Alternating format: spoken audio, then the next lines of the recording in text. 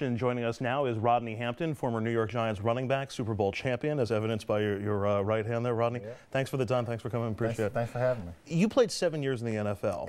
Eight years. I beg your pardon. You played 8 years in the NFL. But, of course, you also played in college. You played in high school. You may have played when you were a kid. Do you know how many concussions you've suffered over the course of your career? No, I don't know. I know I am probably in college a couple, and, for the New York Giants, I played for 8 seasons, and I cared about anywhere from, 15 to 25 times a game, so I know I got my share amount of concussions. But, hey, that's a part of the game. Do you know how many you were actually diagnosed with? Were you ever diagnosed with? I don't know. Yeah, I've probably diagnosed with a couple of them, but I don't really know. Okay. You've been retired for some time. Is there any impact on your life that these concussions have had? Is there anything that you know of that's changed you, or or that you're still dealing with as a result? Well, people say I walk around slow. I don't know what they got to do with concussions, but I guess. Forgetting things, that's probably, but I don't know.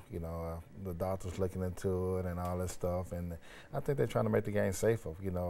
What's going to come out of this, I don't know. The lawyers from both sides working, trying to get all the kinks out, but the bottom line, they're just trying to make the game safer in the NFL, and also start from Little League football, because, they're trying to make it safe from everybody from Little League all the way up to the NFL. I'm curious what your friends from the league who you played with or other teammates have. Is it something that you guys talk about? Is it a topic of conversation, or? Not really. I mean, everybody just was kind of upset because the right ear helmets, and they didn't, they hid information back from us about the equipment.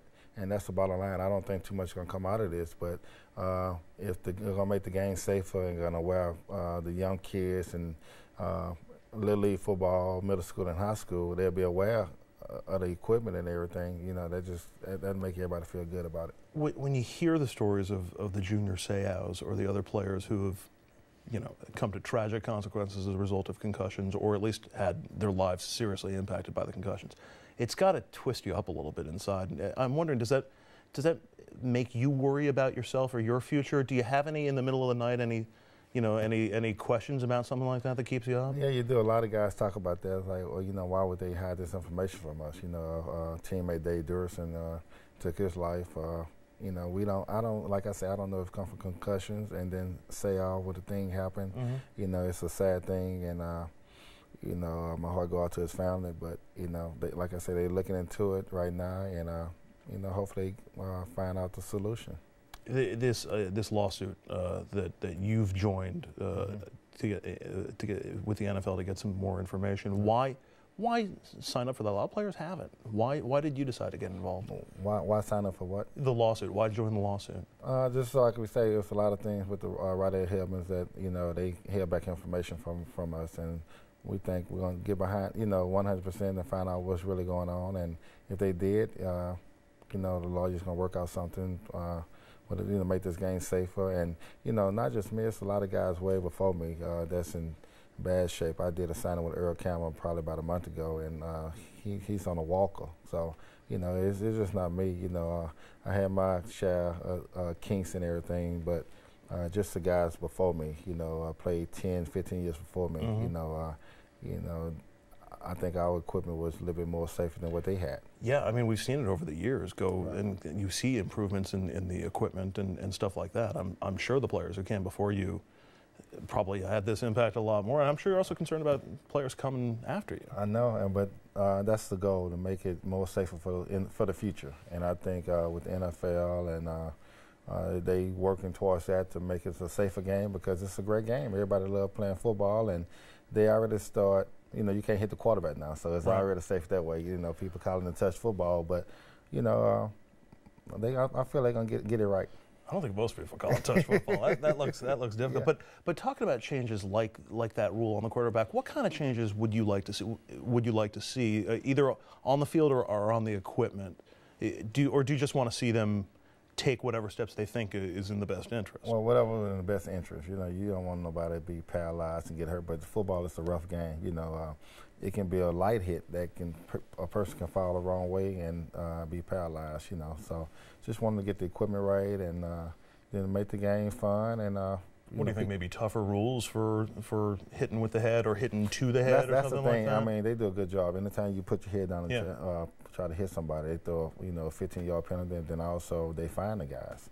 But sometimes it's a great line. Sometimes a guy just going to make a tackle and he's not trying to put his head down, but he getting fined $20,000 or $30,000. So it's kind of tough. It's a thin line. I get the sense that all the risks that you know of, all the injuries that or the wear and tear that you had to go through, you'd still do it again if you had to do it all over again. I'd do it again. But like I said, we just wasn't aware of right. the helmets and all that. But I think we love the game.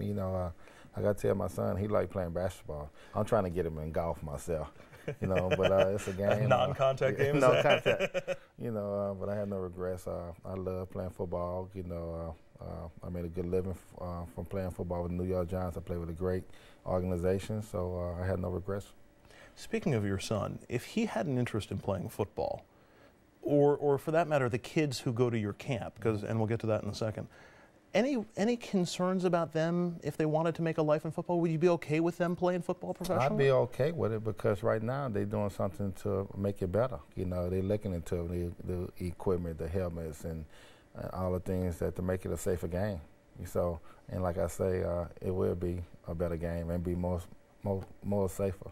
I want to talk about your camps a little bit, Hamp's camp, because it's, on first blush, it sounds like a football camp, but you're teaching a lot more than just football. Yeah, it's more than football. It's Hamp's camp. It's just basically kids getting out and moving around. We do basketball some days, track, and just fundamentals of football. And I say the fundamentals of life. We just teaching kids to, get out and move around and learn the fundamentals of football. And three things I always tell the kids every time they get tired of me saying: believe in yourself, work hard, and be disciplined. You do those three things, they'll take you a long ways in life. And, it turns out there's a lot more you can learn about life than just playing football, or from football. Yeah. Like I tell guys, I say, because if you're not disciplined, you being late, in the NFL, or 1 minute late, you find $1,000. So, I never want to get that money back, man. While you're here, I got to ask you, what's the one thing the Giants fans always come up with? What's the first thing they ask you? Is it to see the ring? Is it about a game? Hey, I saw you play? See the ring and, thank for the memories. And with Giants, the fans is awesome. You know what I mean? I've been retired over 15 years, and I go back to the stadium, and it still make me feel like I'm at home.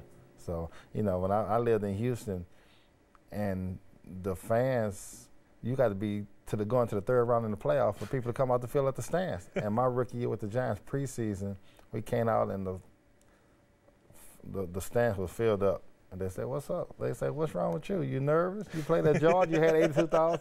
I said, "You don't understand. I played when I lived in Houston. They had to make it to the third round of the playoff for the Astrodome back then to be filled up." Well, you made it past that. Rodney, thank you so much for the time. All right, thanks for having me. Really appreciate it.